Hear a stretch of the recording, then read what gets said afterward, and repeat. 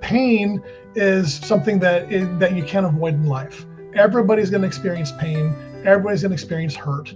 Okay, suffering is when we as individuals choose to hold on to that pain and not let go of it beyond its expiration date. We're the people who create our own suffering. And the best way to move past that suffering is to recognize that I have been hurt. I cannot fight past this. I need to work through it.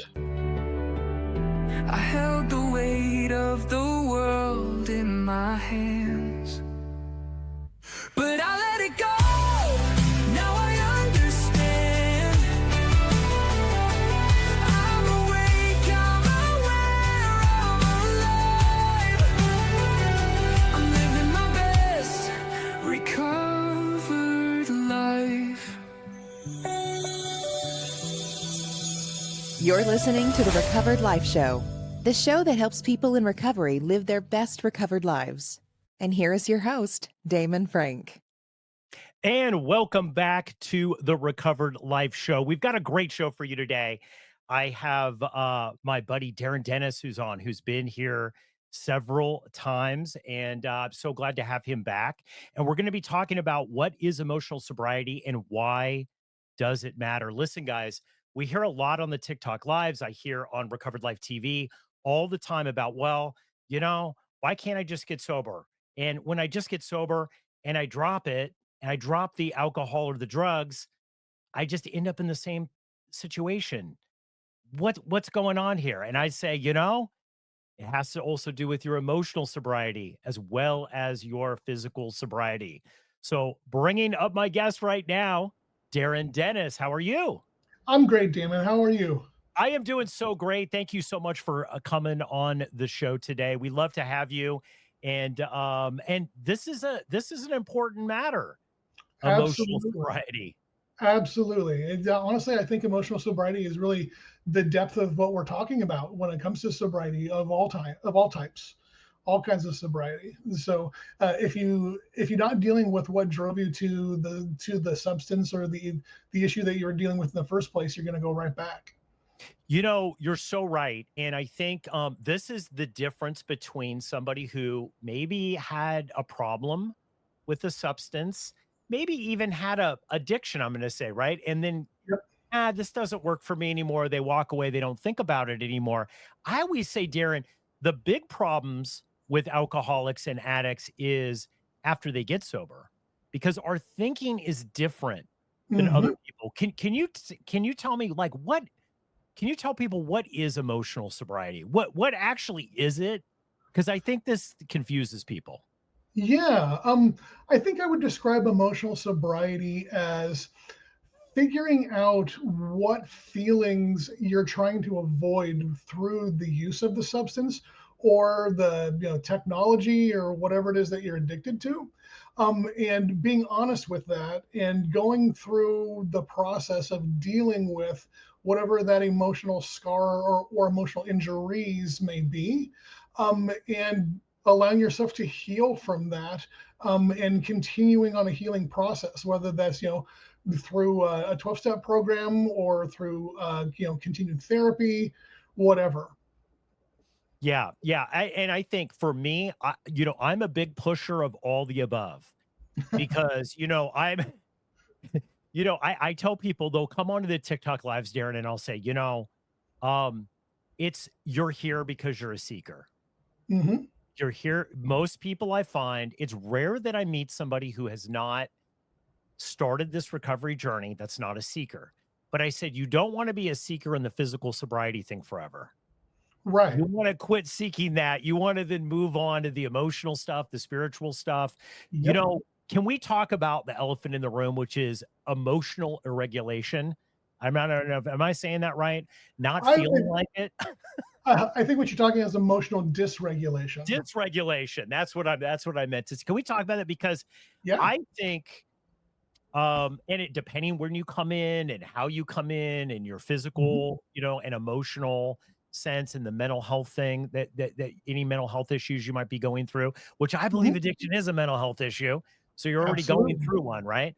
Yep. You're going to have you're going to be all over the place in your thinking and emotions, right? And Absolutely. isn't that a normal thing? It's a normal thing to have emotions, absolutely. I mean, we're all human beings and we all feel them whether we want to admit it or not.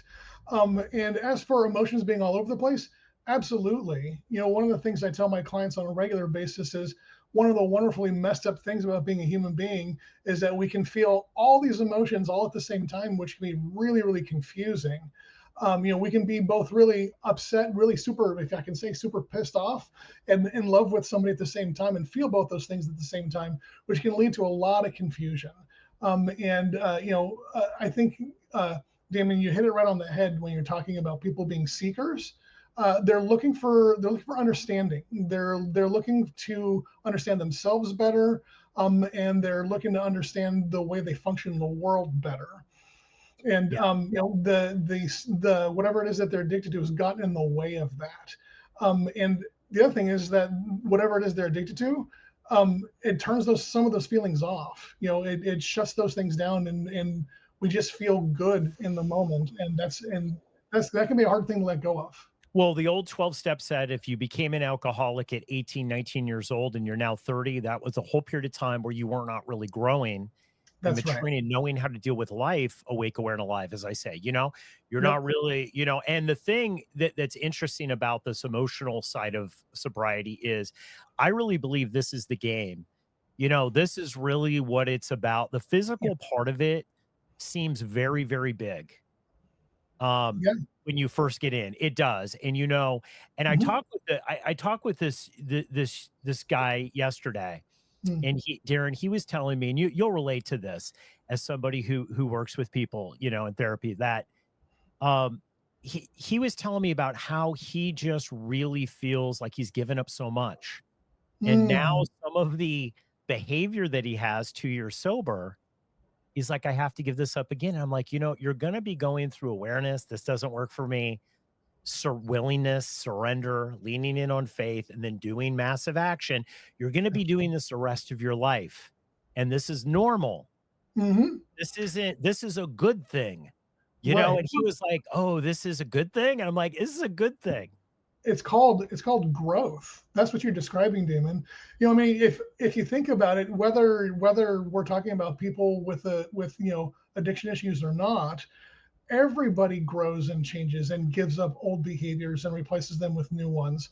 I mean, hopefully we're not the same people today as adults that we were when we were teenagers. And I mean, if you've ever worked with teenagers or know anything about teenagers, if you compare their behavior to something that like a child would exhibit, that makes them pretty upset because they believe that they've grown past that. And in many cases, they're right.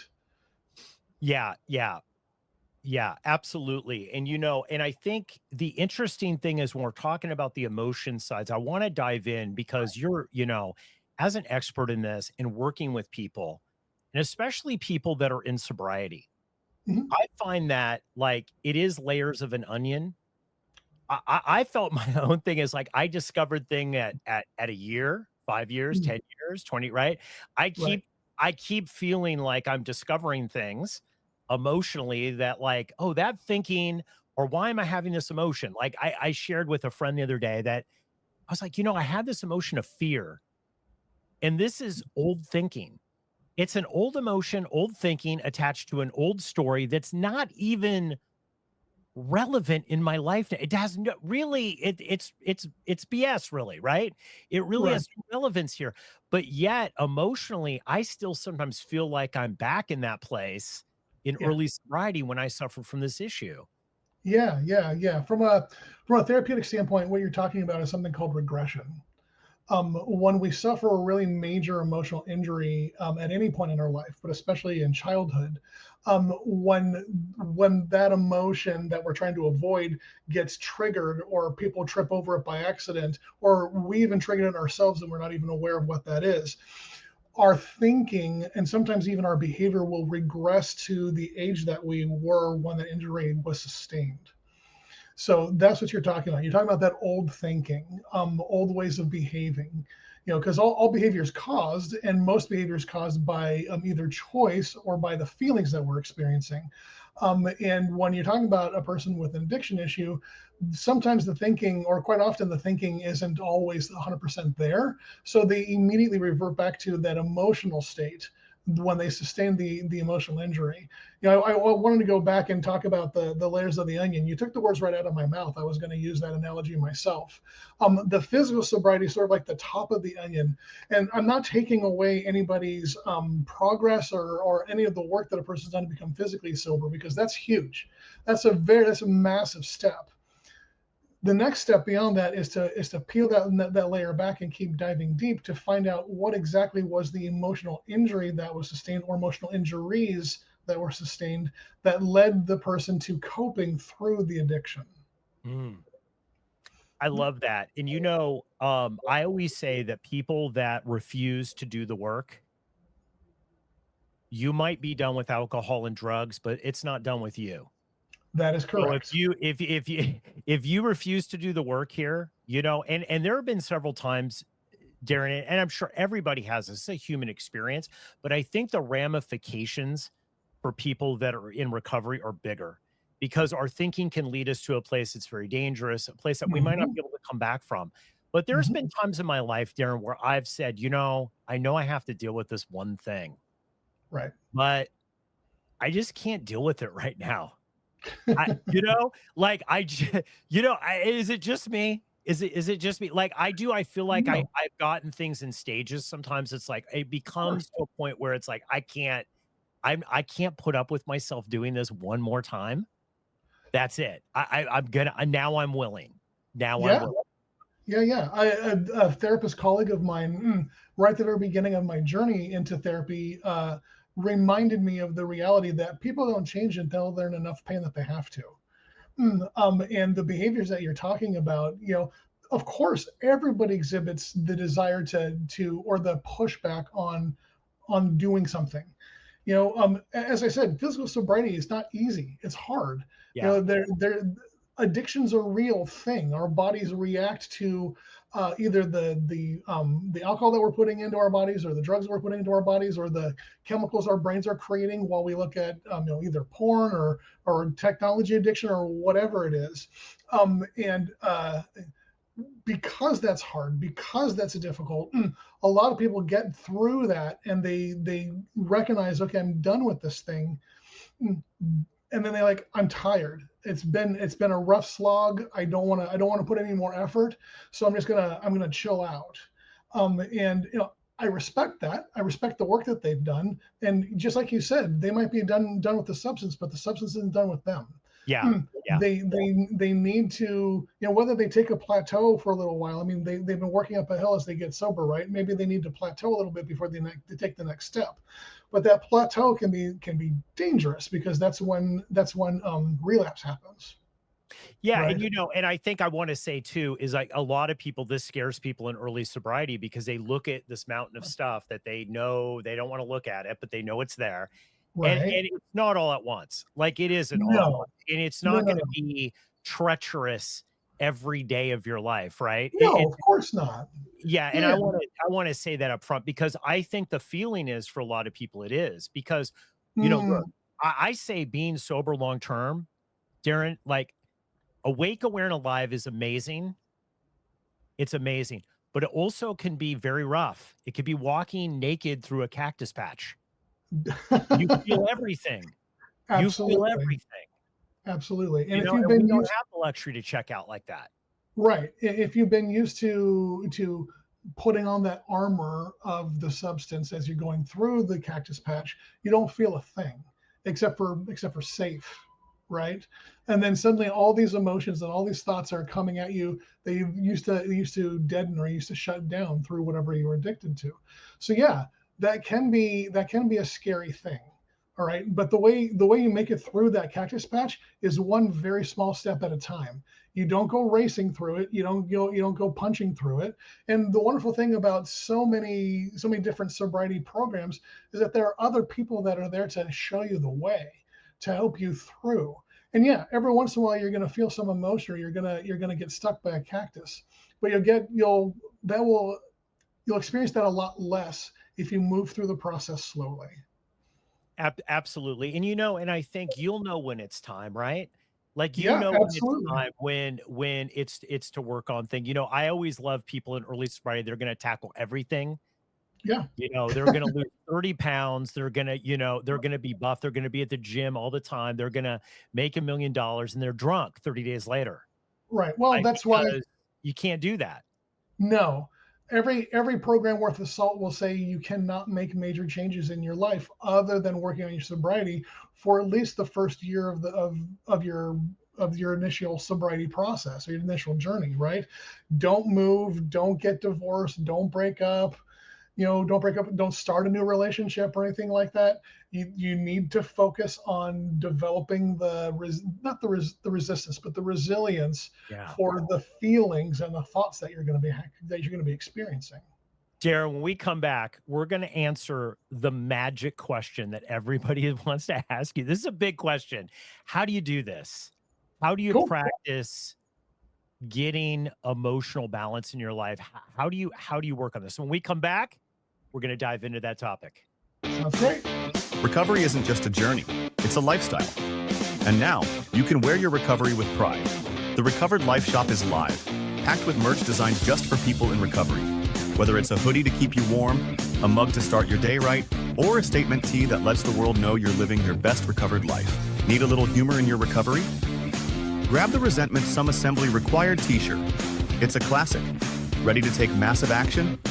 Start your day with the Massive Action coffee mug. Or keep it simple and spiritual with the Chopwood Fetch Water Trucker hat.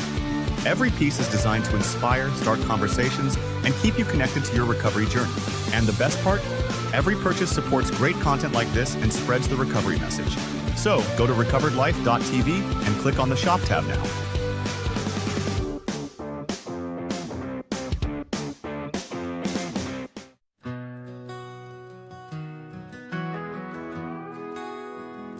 Once a pickle, you can't be a cucumber again. Once a pickle, you can't be a cucumber again. Once an alcoholic, you can't be a social drinker again. I've tried to turn back into a cucumber, I can't. I've tried to turn back into a cucumber, I can't. I've tried to be a social drinker, I can't. I like pickles, I like cucumbers, I like cucumbers. You're listening to the Recovered Life Show, the show that helps people in recovery live their best recovered lives. And I like cucumbers. And we're back with Darrin Dennis. We're talking about the E word, the dreaded E word, emotions, emotional sobriety, and why does it matter? Darrin, Yes. emotions. This would be an easy thing if we didn't have to think or feel. Isn't that the truth? But then life would be so boring because we'd all be a bunch of robots. Exactly. Well, we're diving into it, guys. We're asking Darrin the magic question here. How do we achieve some sort of emotional balance? Because I will tell you, even if you're not in the right place, even if long-term sobriety, you can just go off the rails. And it might not be drinking or using, but you're going to do stupid things, say stupid things, act in a stupid way. Yes. How do you do it? How do you start practicing this and making it part of your recovery journey? That's an excellent question.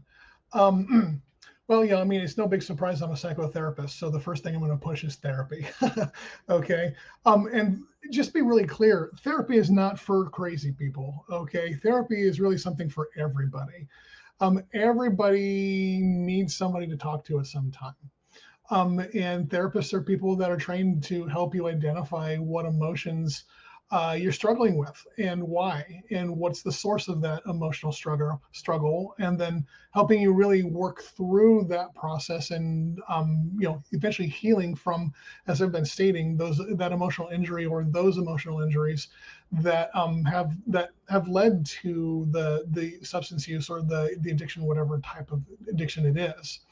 Um, you know, I recognize that a lot of people are resistant to therapy. So I want to be able to give them some guidance and some assistance here as well. So really, the first thing I would say is if you're not up for doing therapy, get yourself an emotion journal. And every day, usually either in the morning or the night, probably the nighttime, review the feelings that you had over the day and write them down. Just write down the feelings. And if you don't know, if you don't have the vocabulary for for a large range of feelings, go online, go to the Google Images and search for something called a feelings wheel. That will give you all sorts of vocabulary around your emotions, so you can be more specific. The reason that you're writing your emotions down in this journal is you're externalizing them. You're getting them out of your head and you're putting them down on some place that is safe, that nobody else needs to know that you're doing this or where the journal is. So that way you don't have to try to constantly be thinking about or trying to regulate or trying to control that emotion in your head, because by doing that, other emotions and other thoughts are going to get entangled with all of that, and it's just going to be a mess. I love when you were talking about the emotions wheel, because I use that. And I think language is important, especially the language we tell ourselves. And one of the things we do on the live, when people will come up and they'll ask for help, I'll say, you have to start asking different questions, because you're getting the same crappy answer all the time, and it's not leading you anywhere, right? And I love the emotions wheel, because I find a lot of times, and I'll tell you a breakthrough I had, Hmm. is I thought I was a struggler. And I realized on certain things that I was struggling with, I wasn't a struggler, I was a sufferer. Right. Right? Because a struggler meant that I was still in battle with something. I had lost this Yep. particular thing, right? So Yep. I'm not a struggler, but I'm telling myself I'm a struggler as if I'm somehow emotionally putting myself in that I'm fighting this or whatever. I lost. Yeah. Right. And I think this is the thing that most alcoholics and addicts have a problem with, is that they're using this wrong, they're saying the wrong things, they're asking these wrong questions, and Right. they're getting disempowering, negative, what I call lower victim consciousness thinking, that keeps them trapped there. Yeah. You know? Yep. Yeah. I love the fact that you use the word suffering, because pain and suffering are not the same thing, especially when it comes to addiction, especially when it comes to emotional injuries. Pain is something that you can't avoid in life. Everybody's going to experience pain. Everybody's going to experience hurt. Okay, suffering is when we as individuals choose to hold on to that pain and not let go of it beyond its expiration date. We're the people who create our own suffering. And the best way to move past that suffering is to recognize that I have been hurt. I cannot fight past this. I need to work through it. Yeah. And I think therapy is good for identifying things. And can we talk about that? Because Yeah. this is, I'm just going to tell you, somebody who came through 12 steps, and but I do not hide it at all. I'm a huge fan of 12 steps. I think they're great. But Me too. also, now that I've coached and done a lot of mindfulness and done a ton of other things in the 31-year journey that I've done this, Mm-hmm. I also know it's not everything. It's perfect the way it is, but it's not everything. And Right. there were other things I had to do, but I was afraid to go to therapy, Darrin. I'm going to tell you, I was afraid because I didn't want to lose the sobriety I had. I thought somehow, I know this is, I look back now and I laugh about it because, Okay. but I'm not the only one. I mean, I've worked with people that are like, I'm not going to do that because I'm going to say one thing and then that's going to be it. I'm going to lose my sobriety. I'm going to, nothing. I'm going to be off kilter again. And I think so many of us, Darrin, have walked this path. It was very hard fought to get what we had. Absolutely. Right? And now Absolutely. we don't want to just really, we value our recovery. We don't want to mess it up. And I found that wasn't the case. Although I had problems with therapy too, just like I had problems, like everybody has problems with everything. But Sure. that wasn't the case when I went to therapy. Can you talk a little bit about that? Like what's not going to happen? They're not going to brainwash you and all that, because I do Right. people feel that. Yeah, no, therapists are not people that are interested in brainwashing you. I've actually encountered people who think that therapists can read your mind. Can't do that. Believe you me, if I had the power of reading minds, I'd put on a spandex outfit and go out there saving the world as a superhero. But therapists don't do that. What therapists do and what therapy is an opportunity for you to form a relationship with a person who has your best interests at heart. Okay, as the client, as the patient, your therapist has your best interests at heart. They show you unconditional positive regard. They don't judge, and they come alongside you in your journey, and they help you recognize things that maybe you have blind spots around, or things that you can't see because you're too close to the issue. Therapists help point those things out. Many therapists will also help you develop the skills necessary for managing those emotions in the moment. And then any good therapist will also eventually help you face the emotions or face the injury that's developed those feelings and help you process it, meaning talk about it, work through it in a safe environment where there's no judgment there, and hopefully there's no fear. Okay? Well, I love the insight. I like the, I got something life-changing in regards to codependency through that I didn't know, which I always say is the graduate school. We were talking about this on live today. I'm like, look, like AA is great, NA is great, Dharma's great, all these workshops are great. Right. You want to go to graduate school, you go to Al-Anon and you work on setting healthy boundaries. And so many of us just didn't have the model, because if you had an alcoholic parent, as you know, Darrin, you deal with this every day. You have an alcoholic parent, you don't have a model of what good emotional hygiene is. Right. We don't. Right. Can you talk about that a lot in the daily practices of how do you have good emotional hygiene? How do you recognize when something's not right, or maybe it is right? I'm just having these feelings and having these thoughts. Right. Yeah. Good emotional hygiene. Honestly, I think the way to start each day is with an attitude of gratitude. And I know that's something that a lot of sobriety programs, 12-step programs are really big about helping people find the benefit in the small things in life. So waking up in the morning and taking the opportunity to be thankful for the things that you have, for the life that you have, for the sobriety that you have, for the journey that you're on. That's a great way to frame your mind at the beginning of the day in a positive way. Doesn't mean you're not going to face trials. It doesn't mean you're not going to have hard days. It just means that you're going to be in a better emotional place for dealing with those adversities as they come up. Yeah. Okay. Second thing I would say that's necessary for good emotional hygiene is boundaries. You mentioned them before. They're really, really important. Many people who are addicts have no boundaries. They don't really understand what boundaries are. When people implement boundaries with them, they get upset because they've never been told no before. They've never had anybody hold them accountable. Okay. When you can hold yourself accountable, and then you can implement boundaries with other people, friends, work relationships, family relationships, or whatever, you don't let those people trample on your feelings. And you also mentioned codependency. You don't find your meaning in other people's feelings. You find your meaning. You find meaning in your own. Yes. Okay. And then the last thing that I would say that's really important for a good emotional hygiene is being mindful. Mindfulness is kind of a bugaboo word in the therapy world. And what it really means is, it's not some like magical formula or anything like that. What mindfulness means is being intentional about your attention in the moment. Focus on what you're thinking and feeling now. Don't live in the past. Don't live in the future. Have goals for the future. Reminisce about the past, but live in the now. Allow yourself to feel what you're feeling, but don't let your feelings dictate your behavior if your feelings are not matching up with what you believe is the correct behavior in some way. You know what? I think that is the key, I have to tell you. And, we do a little meditation where sometimes, on TikTok, people will come up that are really suffering and struggling. Mm-hmm. And when I bring them into the here and now, mm-hmm. they start to realize, as the observer, that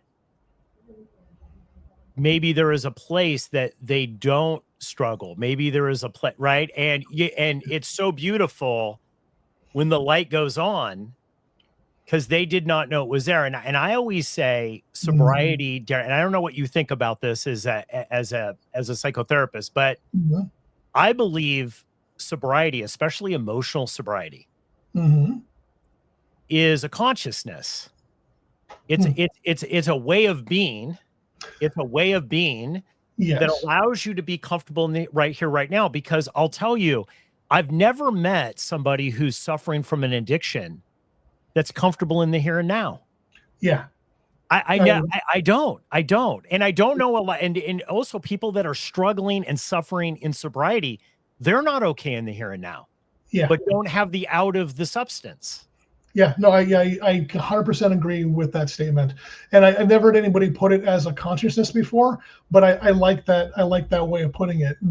A state of being where you are in the now, where you are functioning in the moment, and I think the only way that we can really get there is if we can accept ourselves for where we are and who we are in that moment, from moment to moment, all the good about ourselves, all the not so good about ourselves, and not focusing on the negative or not focusing only on the positive, but accepting all of it and saying, yes, this is who I am, this is how I'm feeling, this is what I'm thinking, and I'm going to manage this the best I can in the moment so I can make it to the next. Yeah, and it's hard to, I say consciousness because it's kind of a medium tempered word that Sure. people don't be, but it's hard to describe the place, right?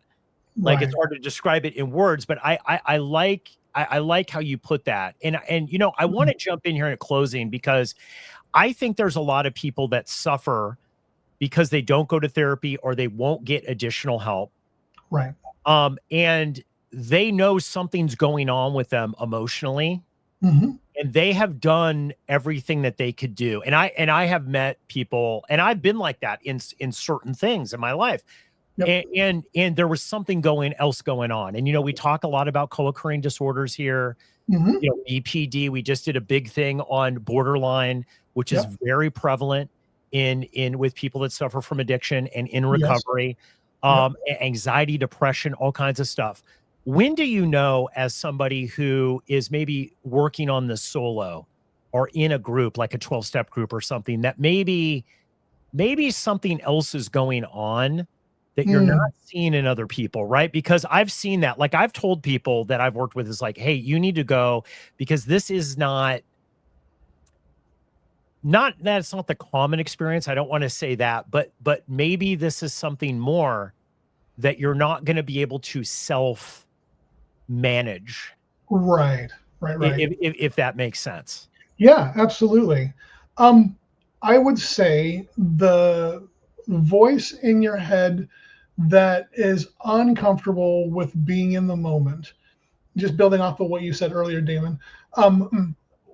People in addiction can't handle being in the moment because they're always either afraid of what the addiction has done, or they're chasing their next high, or their next fix, or however you want to put it. If you have made it through the physical addiction part, and you made it to physical sobriety, but you're still having difficulty emotionally sitting in the moment, there's a discomfort there, there's something coming up that you don't want to deal with, so you keep shoving it down. That's a good indication that that therapy would be really positive for you. But Yeah, that and there's doesn't very always real get me things. down. There's Yeah. very real things because a lot of people that end up into recovery or had dysfunction in their families. Oh yes. I've heard things that are like, toe curling. Like I was like, this is not something that you're going to be able to handle by yourself Hmm. alone. We're not going to be able to think. And I think already that sometimes our thinking is a little warped anyway in recovery, Yeah. definitely about our relationship with alcohol and substances. And we Mhm. do know that without this emotional pursuit, we do end up sliding back closer to the using That's of the correct. substance. Yep. Why Yeah. is why is that from a psychology standpoint? Why is Oh that? yeah. Because the reason that we were using in the first place is because there's that emotional injury or emotional injuries that we've suffered from either our dysfunctional family or from from a relationship breakup, or a divorce, or whatever it is. And you may not even be 100% aware of what that emotional injury or what those injuries are at the moment, but they're there. And the evidence of that is the fact that the way you are coping with those injuries is not by seeking emotional health, but by seeking emotional numbing through the use of the substance. So that I don't think I can put it any more succinctly than that. No, I think this is great. I think this is such great information for people. Final thoughts here for people who, maybe this isn't their first rodeo with trying to deal with emotions. Right. And maybe they've been told all their life, you're a basket case, right? And you're never going to be able to really get your emotions in check. You're never really going to have great emotional sobriety, right? And they're thinking this. Maybe they're not even being told it, but it's their thought pattern. Is there a way out? Because I think a lot of people believe, well, it's just the cards I was dealt. I'm lucky to be sober. And I always say there's more than that. There's your best recovered life. We want your best recovered life. We don't want you just to be sober, right? But a lot of people feel like, well, I got sober. Is there really hope for me to be able to really create something more emotionally than just being physically sober? Excellent question. Yeah. If you're one of those people who feels like I'm gonna use the word, I'm gonna settle for physical sobriety, and I'm just gonna be a quote unquote basket case for the rest of my life, give it a try. Call up a therapist, go to Psychology Today, look through a bunch of therapists, find one that is willing to meet with you for free for 15 minutes, whether that's in person or on the phone, and just be straight with them and say, I'm not sure that I can achieve emotional sobriety. Or I'm not sure that I can get to a place where I'm emotionally healthy and living my best recovered life. If that person's the right connection with you, they'll want to know why. Why is it that you feel that way? And they'll ask the right questions, and you'll begin developing a relationship that has the potential to be life-changing for the both of you. I love this. Psychotherapist Darrin Dennis. Guys, if you're a Recovered Life Plus subscriber or you're a subscriber on TikTok, hold tight. You're going to want to see, we're going to post the after the show. He's going to come back here in just a second with the after the show. And we're going to dig in about these blocks. Why do some people are able to push through them and other people are not? Darrin, thank you so much for coming on today. My pleasure. Thanks for having me back. It's been a real pleasure. Thank you. Hey, if you like this episode, think about supporting us by becoming a Recovered Life Plus member. At Recovered Life TV, we're not just delivering premium recovery resources, we're empowering you with the knowledge and tools that make a real difference in the quality of your recovery.